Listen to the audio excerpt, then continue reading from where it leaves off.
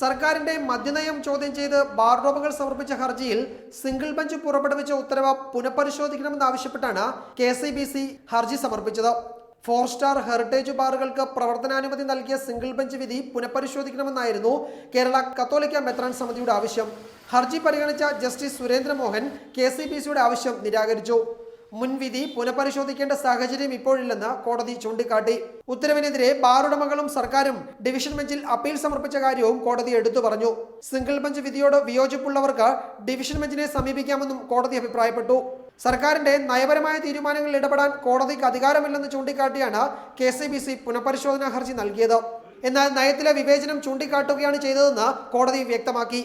നേരത്തെ 2 star 3 star ബാറുകൾക്ക് താൽക്കാലിക അടിസ്ഥാനത്തിൽ പ്രവർത്തനാനുമതി നൽകിയതിനെയും KCBC ചോദ്യം ചെയ്തിരുന്നു.